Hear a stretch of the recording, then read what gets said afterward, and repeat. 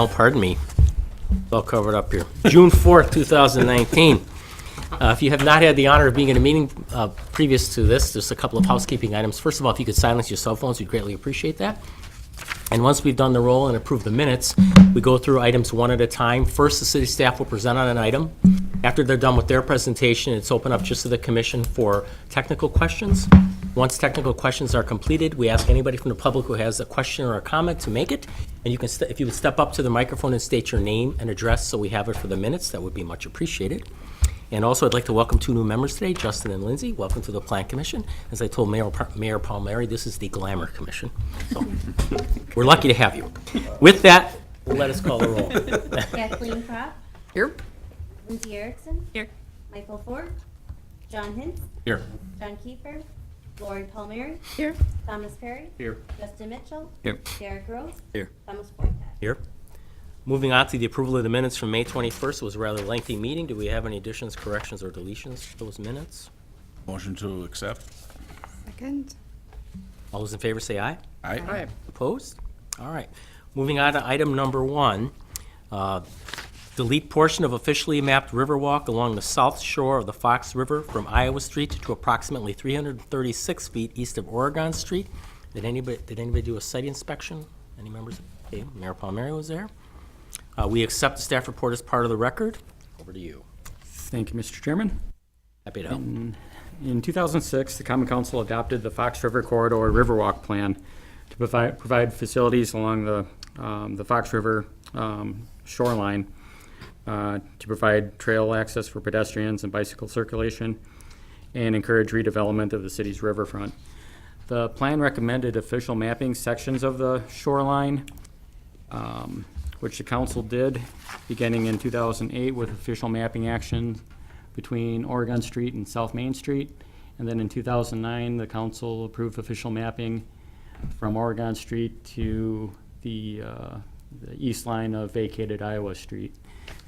Now, official mapping is a tool cities can use to reserve or protect areas from development that could impede development of the Riverwalk.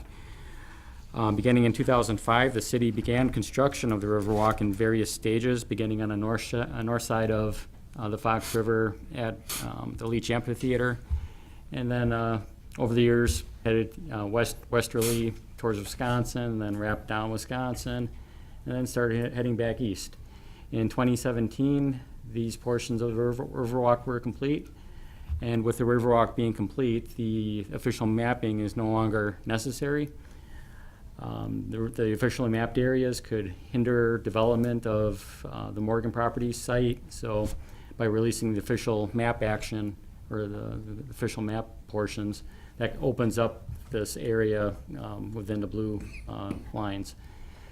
The city's going to still retain some official Riverwalk mapping east of where the Riverwalk ends on the east side of Morgan Partners or Morgan District LLC's property, until that time where Riverwalk along this segment is constructed. So staff is recommending approval of the deletion of the Riverwalk mapping as proposed. Thank you. Any technical questions from the commission? Yes, Kath? Yeah. Should the Oregon Street Bridge ever be rebuilt, we won't need those little arms column down along Oregon for the Riverwalk? The city officially mapped additional right-of-way along both sides of Oregon, I believe 20 feet wide on either side, so that's in place already. That's sufficient. Correct. If there's a different configuration of the bridge. and all Correct. that. Okay, thank you. Other technical questions? Okay, seeing none, anyone here from the public to speak to this item today? Going once, twice, 3 times. Okay, close public comment. Any closing comments from the applicant? That's you guys. I don't hear any. No. All right. Do we have a motion to adopt? Motion to adopt the findings and recommendations as stated in the staff report. Second?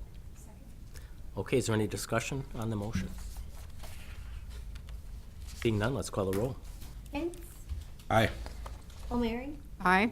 Perry. Aye. Mitchell. Aye. Rose. Aye. Kropp. Aye. Erickson. Aye. Boyka. Aye. Motion carried 8-0. On to item number 2. extraterritorial two-lot land division and certified survey map at 265 West Ripple Avenue in the town of Nakaimai. Do we have any site visits or site inspections? Okay, we accept the staff report as part of the record. On to you. Thank you, Mr. Chairman. This is a request for a two-lot land division in the town of Nakaimai, located on the south side of West Ripple Avenue, approximately 250 feet west of Oregon Street. Up on a screen of an aerial photo from 2018 showing the subject site.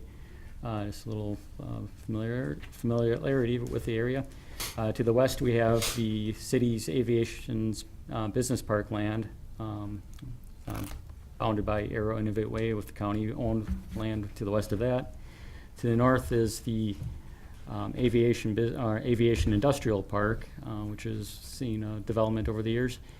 And then to the east are the parcels outlined in pink. Those are properties still located within the town of Nakaimai or Black Wolf. I believe Oregon Street is the dividing line between the two towns. This request is to split off there's a home and several agricultural related outbuildings on the property. The purpose of the land division is to split off the home and outbuildings from the main agriculturally used parcel. This is a common action. We see a lot of these over the years. What it does, it gives the property owner more flexibility with being able to do whatever with the agricultural used land. If a situation comes where they won't choose to sell or something like that, it makes it that much easier having that land ready for sale. The city's comprehensive land use plan does recommend industrial land use for this area. This land division, or the city doesn't view that this land division will have any changes to the current land use pattern in the area, and this division shouldn't have any hindrances if and when this area chooses to develop at some time in the future. So with that, staff, and this is just a copy of the certified survey map that was submitted. And with that, the staff is recommends approval of the certified survey map as proposed. All right, thank you. Any technical questions for the staff on? Seeing none, is there anyone here from the public to speak to this item? Oh, come on up, sir. State your name and address, please, and tell us what you think. Well, I'm Dennis Green, owner of Ripon Land Surveying. We did the survey, of course, and this is a division of that Lot 1, CSM 5016, and most likely at this time, one of the families is going to be living in the house in the new proposed Lot 1, and like was stated, the Lot 2 is then to be used for agriculture. That is all, thank you. All right, thank you very much. Anyone else here to speak to this item today? Seeing none, we'll close public comment. And do we have a motion? I'll move to adopt the findings and recommendation as stated in the staff report. All right, it's been moved and seconded. Do we have any discussion on the motion? Okay, seeing none, let's call the roll. Hintz, Aye. O'Meara, Aye. Perry, Aye. Mitchell, Aye. Gross, Aye. Crop, Aye. Erickson. Aye. Aye. Motion carried 8-0. Moving on to item number 3, street right-of-way dedication at the 100 block of West Waukau Avenue. Do we have any site inspections from that street? All right. We accept the staff report as part of the record, and on to you guys. Thank you, Mr. Chairman. The city's requesting right-of-way dedication at the 100 block of West Waukau Avenue. Up on the screen, I have a map showing the proposed dedications. The dedications will be occurring on both sides of Waukau Avenue, on the north and south.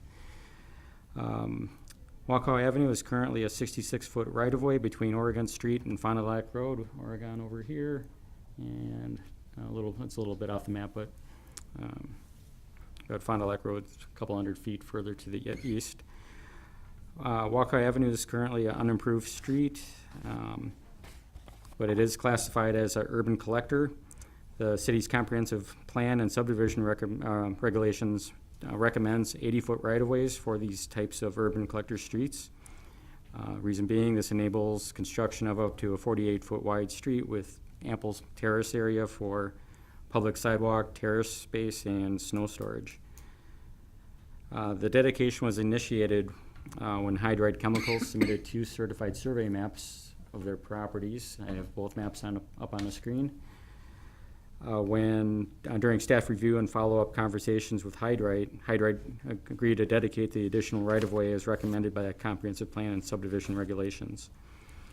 The request will be dedicating 7 feet, or a 7-foot wide strip, approximately 156 feet, go back to this map, 156 feet long on the north side, and a 7-foot wide strip by approximately 522 feet on the south side. Although there are no immediate plans for the reconstruction of Waukau Avenue at this time, this action does help the city plan for eventual street improvements, but as I said, there is no immediate time frame for street reconstruction here. So with that, staff is recommending approval of the dedications as requested. Okay, do we have any technical questions regarding this item?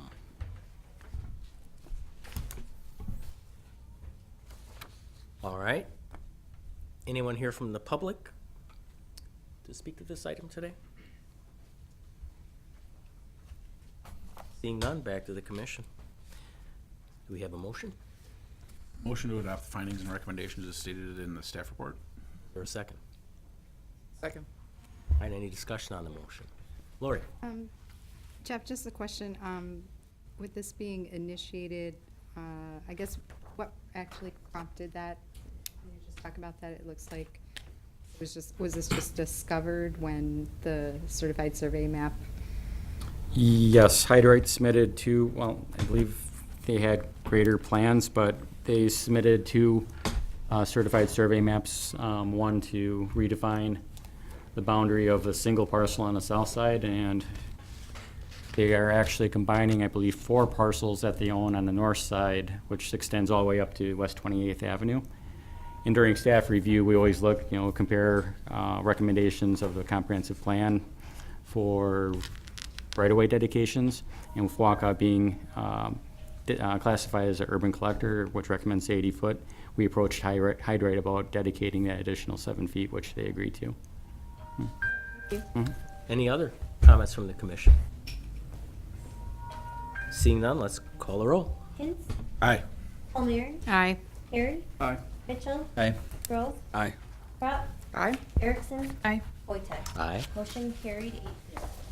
On to item number 4. It's access control variance for increased curb cut width at 601 Bay Shore Drive. Any site inspections here? All right. We accept the staff report as part of the record, and on to you. Thank you, Mr. Chairman. This is an access control variance request to increase the curb cut width from the maximum allowed 40 feet to 41 feet 10 inches. So here's the subject site. It's located at the southeast corner of Bayshore Drive and Bay Street.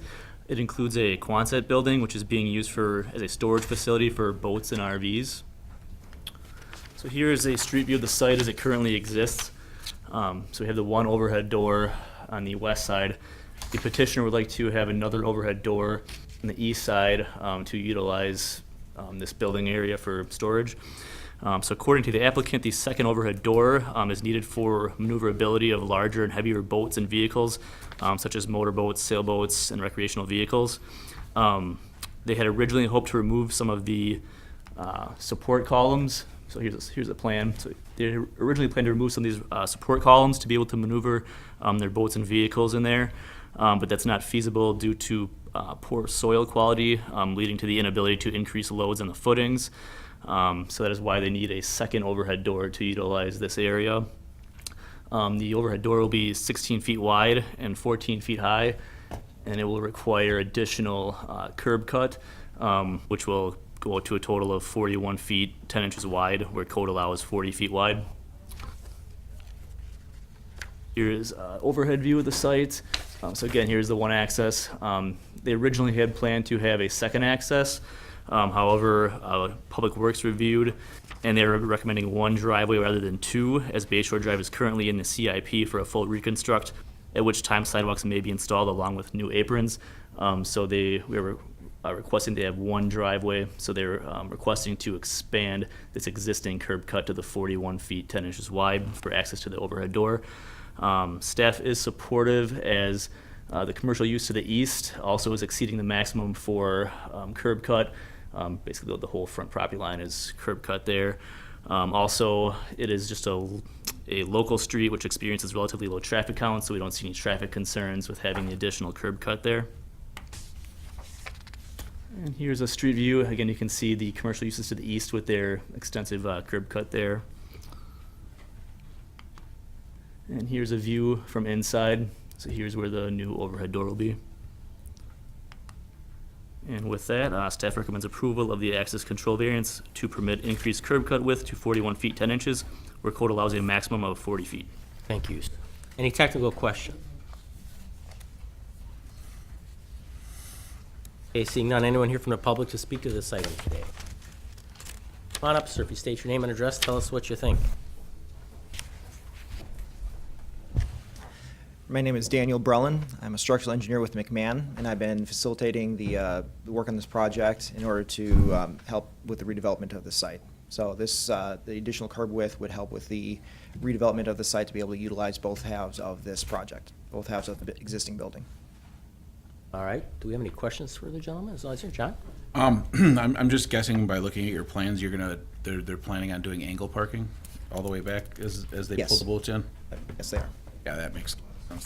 They have the two doors. Any other questions for the petitioner? Thank you, sir. All right, thank you.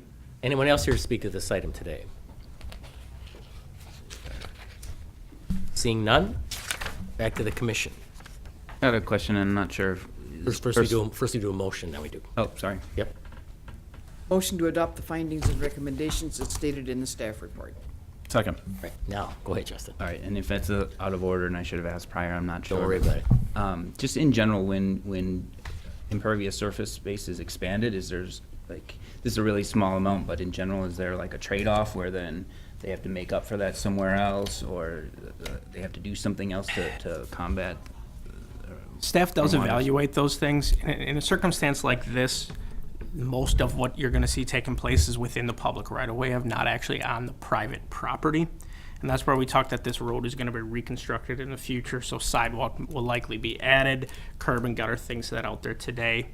If this building was set back farther, their curb cut would actually only be allowed to be 30 feet in width, but because there's such a tight right-of-way line to their building, our code says out at the property line, it's 40 feet. Or excuse me, at the back of curb, it's 40 feet.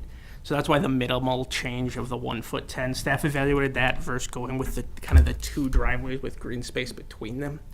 And the short spacing between them we saw as an issue in discussing with Public Works is as they're trying to pull things in and out of this, that green space is largely going to get likely destroyed, the curb cut destroyed, and have to be fixed over and over again. So we really evaluated is it a better option to help facilitate this project if we look at a slightly larger overall curb cut that is largely within the public right-of-way versus kind of separating it out to get that little bit of green space that's probably not going to function as true green space. Sure. Other comments or questions before we vote? All right, let's call the roll. Chin, Aye. Palmieri, Aye. Carey. Aye. Mitchell. Aye. Gross. Aye. Pratt. Aye. Erickson. Aye. Boytown. All right. Motion carried 8-0. Moving on to item number 5, approval of a specific implementation plan amendment for the reduced side yard setbacks for lots within North Shore Preserve Plat First Edition. Any site inspections out there? All right, we got one. We accept the staff report as part of the record. On to you, sir. Thank you. So this is a request for an SIP amendment to allow reduced side setbacks. The subject area is zoned single-family 3 with a planned development overlay. It includes a plat which has 10 parcels developed with single-family homes, as well as 7 vacant parcels. The site is located on the north side of Lake Butamore, east of Edgewood Road and south of Shore Preserve Drive. And the surrounding area consists predominantly of single-family uses and vacant land. And the 2040 Comprehensive Land Use Plan recommends light-density residential for the subject area. In 2004, a plan development was approved for this plat. At the time, the area was zoned R1 under a previous zoning ordinance, which allowed a 7.5-foot side yard setback. In 2017, the zoning ordinance and zoning map were updated, and the new zoning designation is SR3, which has a 10-foot side yard setback. And again, so here's that current zoning map. That's what SR3 PD for the site. And prior to 2017, it was R1 PD. So the reason for this SIP amendment request is that this plat was originally designed to have 7.5-foot setbacks for the lot. And as shown on these site plans, there are already homes within the plat that were developed with less than 10-foot setbacks, meeting the 7.5-foot setback. Also, there is plans for a new home which will have an 8-foot side yard setback. So again, this is needed for the vacant lots to be developed with 7.5-foot setbacks. Staff did review it, and we are supportive, as the plat was originally intended for the 7.5-foot setbacks, and it will be consistent with the existing homes that have been built within the plat already, with less than 10-foot for setbacks. That it? Yep, and staff recommends approval of the SIP amendment with the condition that a base standard modification to allow principal structure side yard setback reduction to 7.5 feet where code requires 10 feet. Thank you, Brian. Any technical questions? Go ahead, Thomas.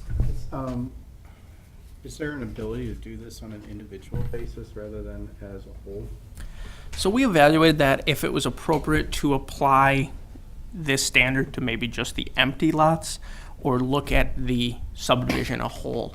When reviewing it, staff chose the subdivision a whole as we felt similar to building a new home, or if an individual in the existing homes wanted to do an addition onto their side, they'd have to come back and do the same thing. With reviewing that original plat and that original PD, the intent of this addition to the subdivision was 7.5-foot side yard setbacks. The zoning code change, when that took place, we put the SR3 district on because the lots from a square footage standpoint were sized appropriately similar to our current SR3 standards. For example, if this had been placed SR5 instead of SR3, they'd still have 7.5-foot standards. So we felt the best way to remedy this situation was to apply that base standard to the entire subdivision, so those existing homes were playing by the same rules as those undeveloped lots. How many are developed versus how many undeveloped? I believe, Brian, 10 developed lots and 7 vacant. Other technical questions? From a planning perspective, what's the benefit of having a larger setback?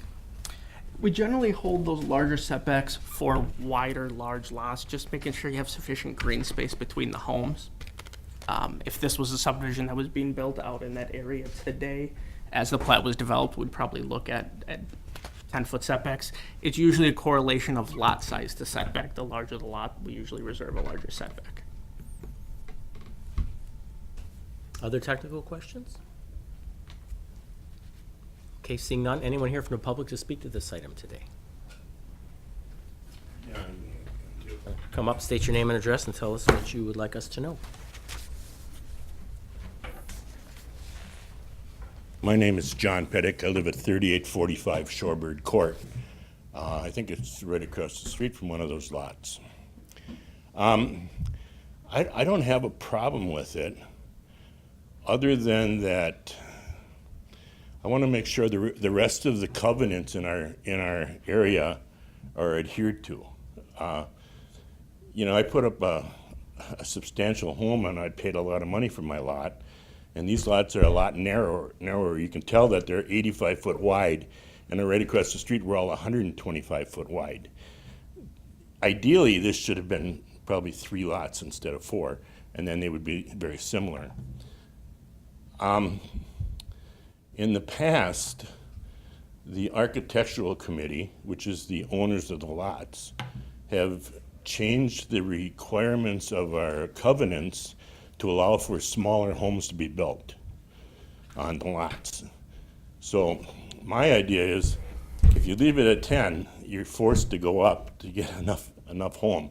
The covenants say that it has to be a 2,500 square foot house on that site. On those 4 lots that are, the first ones and the other 2 down in the woods, it's specified in our covenants that they need to be 2,500 square foot.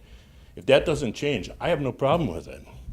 My fear is that because we're not the architectural committee, the owners of the property are, they can routinely change that without any recourse, other than my legal recourse, of course, if I find out about it.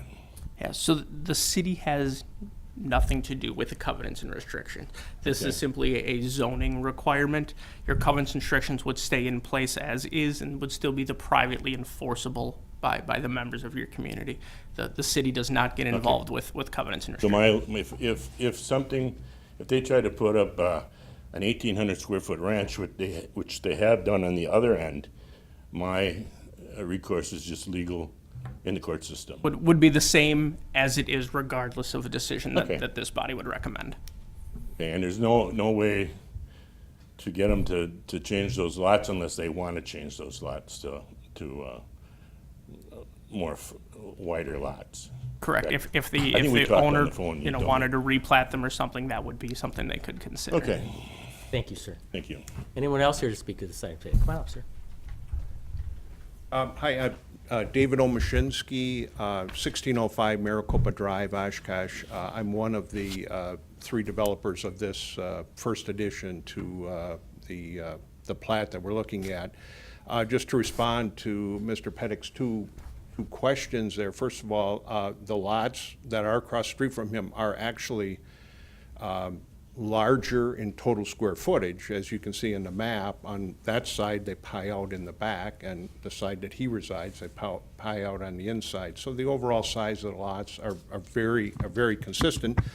And second, I am a member of the architectural committee, and that's all provided for in the restrictive covenants of the subdivision. To my knowledge, there has not been a single exception granted on this first edition to date anyways. So that doesn't preclude that architectural committee from doing so. There are prescribed means of doing that, but to my knowledge, there hasn't been any yet, and the size of the lots are consistent with the others. Thank you, sir. Anyone else here to speak to this item today? Come on up, sir.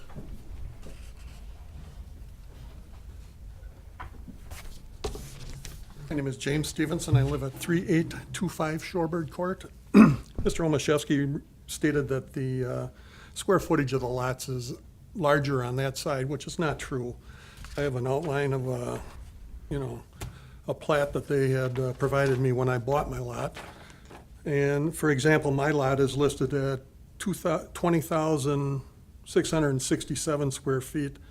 And I believe the lot they're talking about is lot 59, which is 18,963 square feet. We're talking a couple thousand square foot difference. So, I mean, it's not bigger. I built my house, again, at 3825 Shorebird Court. I use 10-foot side yard setbacks. It looks nicer, provides a better green space, provides access to the backyards if you need to get a vehicle back there for tree removal or maintenance of some kind. I just feel that there's other options for the developers as to take the 4 lots, replat them into 3, and then everybody's got a 110-foot lot on the frontage. I do believe my lot is 120 feet across the front, so it would be comparable to my lot. And I think it just looks better when you have more green space between the houses, so. Okay, thank you, sir. Yep. Anyone else here to Can speak? I ask you a question, sir? Yeah, you may. I was just fundamentally curious what your concern or interest would be. Like specifically, why do you want to see the homes have an extra 2 feet on both sides? Well, I think it keeps the value of all the properties, and part of the covenant was, through the benefit of all landowners, future landowners. I don't think this benefits future landowners. It benefits the developers in an ability to put a bigger house on a small lot so that you can sell them. They haven't been able to sell them for, whatever, they've been for sale for 10 years. We bought our lot 10, 11 years ago. And there's been, I think, 3 lots on the other side of the street that have sold. And I think you were the city? Yes. With the Okay, and you said that, the 7.5-foot side yard setbacks from years ago, and then they changed it to 10 in 17? 2017. Okay, so, and you're saying that everybody should agree to that? Or go back to the original plat? Staff is suggesting, as there's homes already built at 7.5 feet or 8 feet, Okay, that applying the same standard to all the lots makes sense. okay. Take lot 65, for example. It has a 50-foot shore yard setback now. We all built with 75-foot shore yard setbacks. And that has changed since we built to 50-foot shore yard setback. So someone conceivably can build a house 25 feet in front of mine. We all built with the same covenants, or not covenants, with, ordinances. And we all applied our property to them. And I just feel that there's other options for the developer to take the 4 lots, turn them into 3, be much nicer. And of course, money drives the issue here, but, I just think there's other options for them. Thank you, sir. You're welcome. Anyone else here to speak to this item today? Seeing none, back to the commission. Do we have a motion? We need a motion first, then we can Motion to adopt the findings and recommendation as stated in the staff report? get that already. This is motion, okay. Is there, you got a second? All right, now discussion. Thomas? So, just to be clear, we could do this on an individual basis when lots sell or need to be developed. It's not out of the realm of being able to do this on an individual basis rather than the entire subdivision or plat. Correct. You could do a PD amendment per lot. We would have some legal non-conforming lots that remain for anything that's built under 10 feet. Right. The small lot in the corner, quite frankly, I don't see how any house can be built on that one. And I would prefer to see it as a park space, quite frankly. But I have 2 concerns. One is that if you go to 10-foot setbacks, it might encourage a smaller house to be put on there, and the developer has gone against the covenants in other parts of that larger subdivision. So there's precedent that it could be done here as well. And so I'm not confident in saying that it won't be done because it has been done in other parts. I guess I would be looking at possibly doing on an individual basis. I don't see the developer changing them from 4 lots to 3 lots in there because of the money issues. But I think that on an individual basis, it might be worth doing. Okay, thank you. Has this been partitioned? Go ahead. Has this been partitioned as those 4 lots from the beginning of when they laid this out as residential? The plat has not changed. The only thing that changed was the overlying zoning code. It's always been the 4. Correct. Got it. Kath? Well, I understand what the staff is doing, and I support it, because the original plat was 7.5-foot setback. And all these people built knowing that that was a 7.5-foot setback. And then we brought in new zoning and kind of retrofitted it back to the plat, and I don't think that makes sense. I think we need to go with the original plat. And I want to point out as a side issue, not a side issue, a comment, that my daughter lives in Middleton Hills, which is an upscale subdivision with narrow side yard setback. And homes are elegant, homes are beautiful. People love that area. That shouldn't be an issue. So I'm going to support the staff. Kathy? Other comments? Seeing none, let us call the roll. Heights, Aye. O'Leary, Aye. Harry, No. Mitchell, Aye. Rose, Aye. Crop, All right? Aye. Erickson, Boytek. Aye. Motion carried 7-0. 7-1. 7-1. Sorry, 7-1. It's all right. Just time for adjournment. We do have a workshop. I've been assured that it's not going to be a very long one, that we're worried. Motion to adjourn? Second. All those in favor say aye. Aye. Opposed? All right, we are adjourned. But now we're not.